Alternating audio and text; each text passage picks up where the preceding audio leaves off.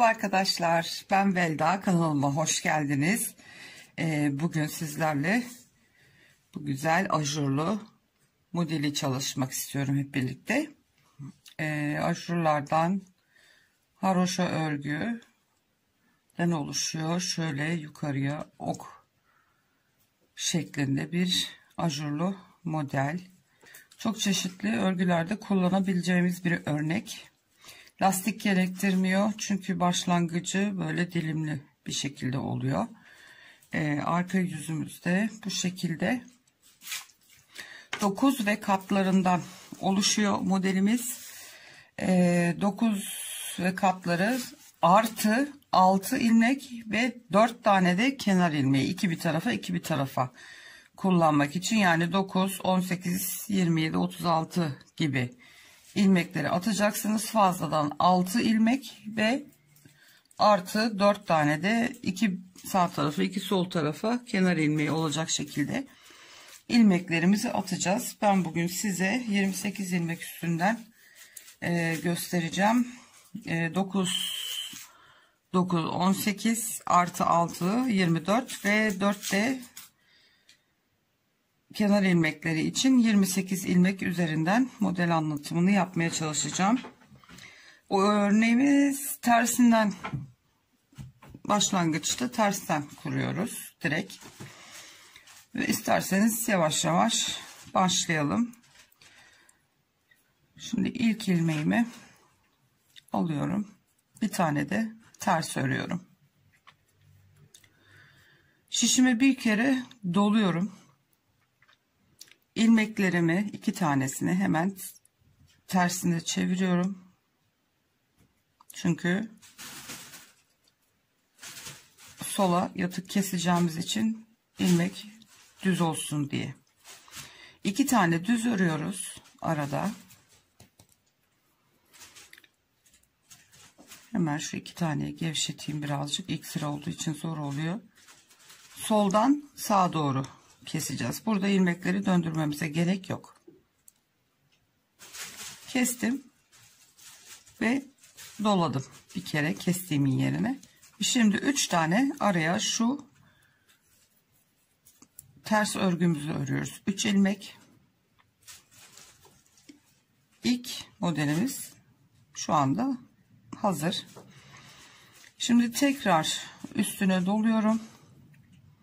İlmeklerimin yönünü değiştiriyorum. 2 tanesinin. Bunları sola yatıp kesiyoruz. 2 tane arada düz örgümüz var. 2 tane düz ilmek örüyoruz.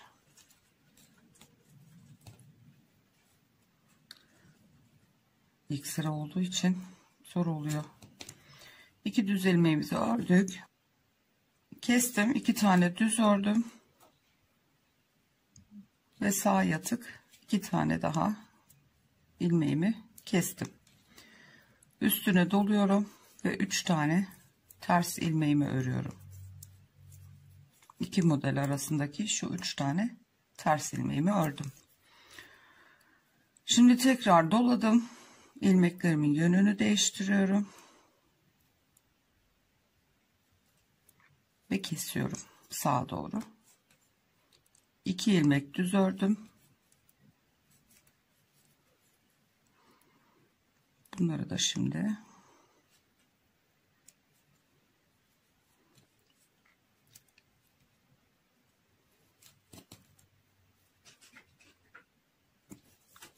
kestim.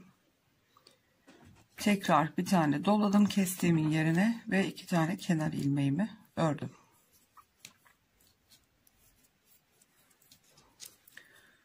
Arka sırada hiçbir işlem yapmıyoruz. Var olan bütün ilmeklerimizi olduğu gibi ters örgü olarak örüyoruz.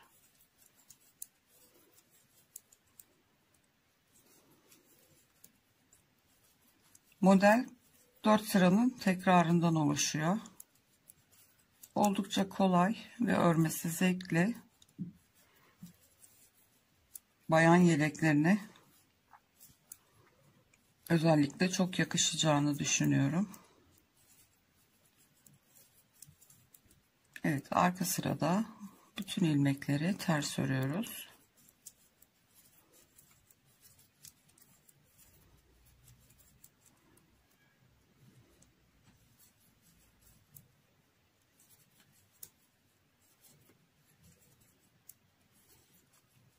Evet, arka sıramızı bitirdik.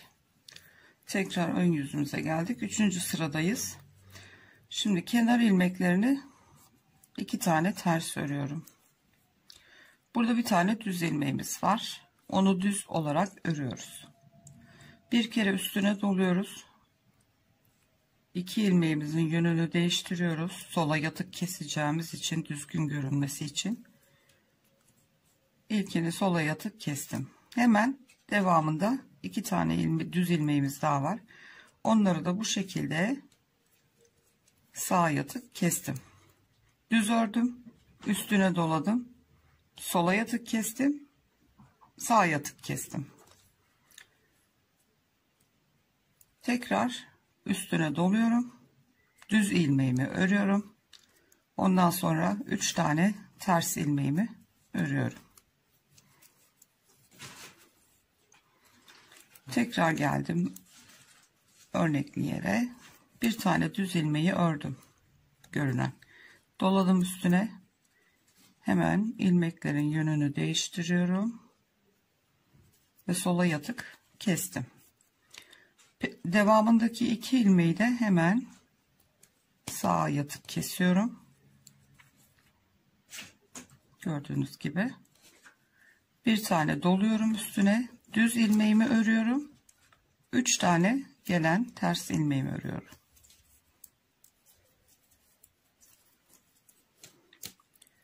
Düz ilmeği düz örüyorum, üzerine doluyorum, ilmeklerin yönünü değiştirip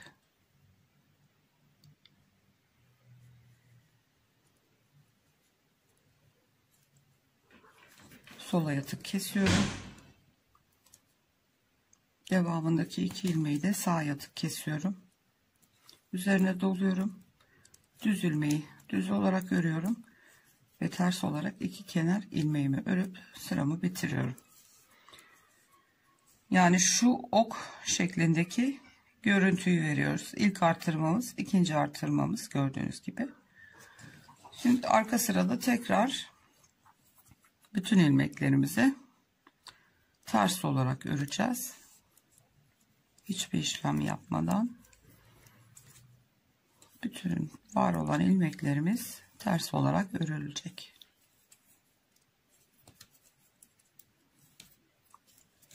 Ve bu sıradan sonra 4 sıranın tekrarından oluştuğunu söylemiştim. İlk modelimizi bitirmiş olacağız. Birkaç model, 2-3 model örünce zaten örnek kendini tamamıyla belli ediyor. Bir model daha çalışalım birlikte.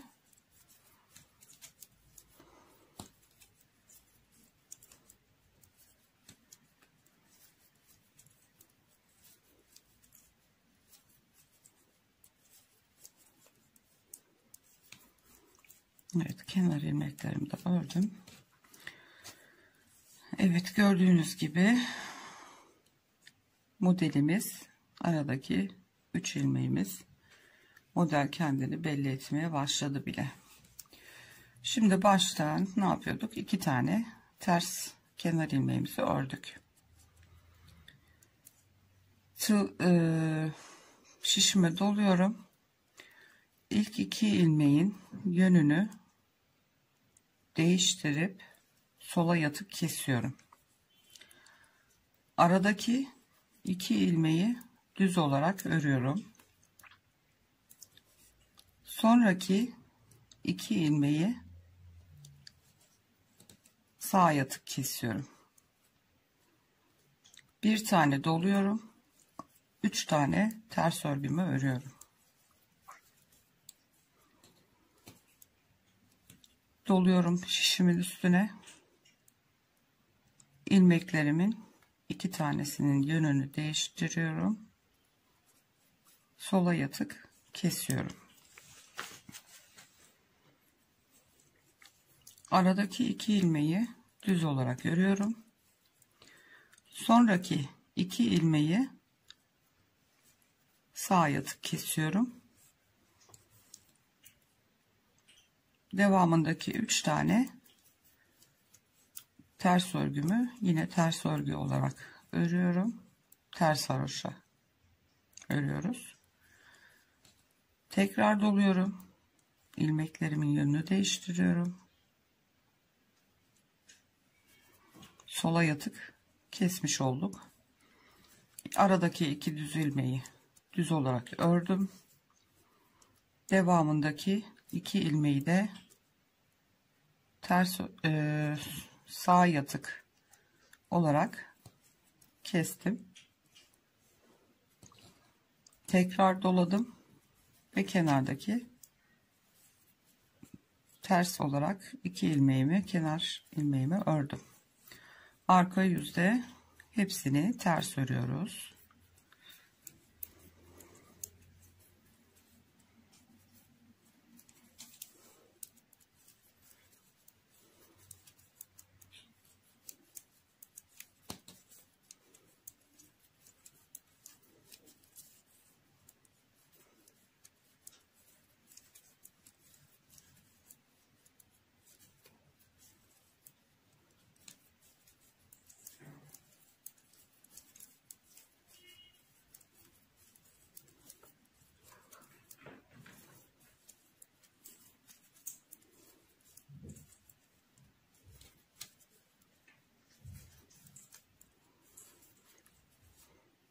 Evet.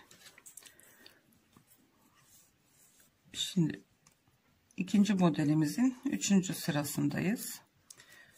Şimdi ters olarak kenar ilmeklerimi örüyorum.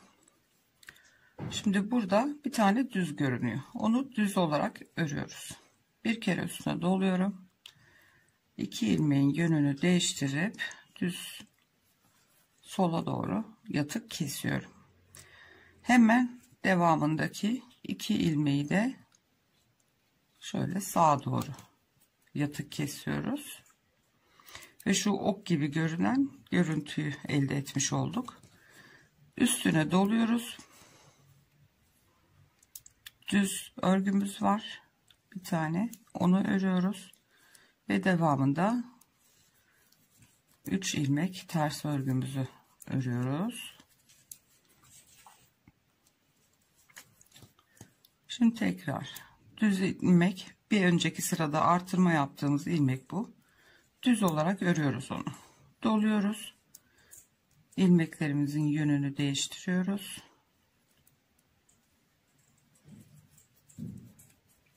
Sola yatık kestik.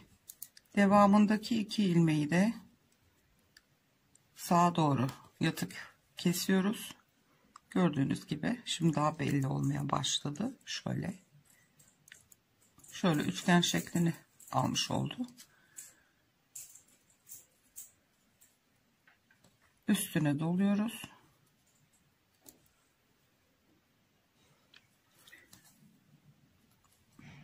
Üstüne doluyoruz.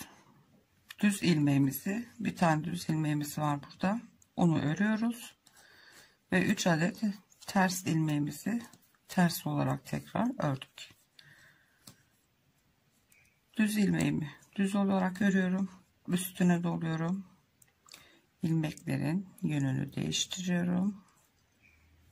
Ve sağa yatık, sola yatık kestim. Devamındaki 2 ilmeği de sağa yatık kesiyoruz. Bir kere doluyoruz.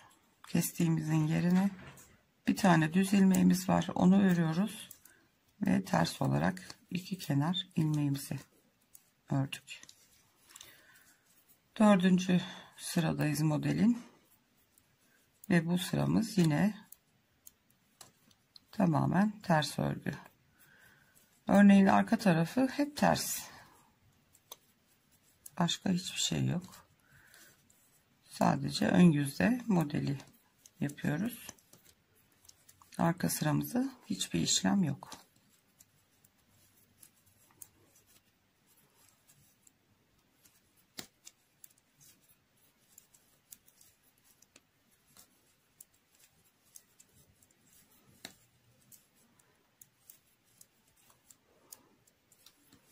kolay bir model.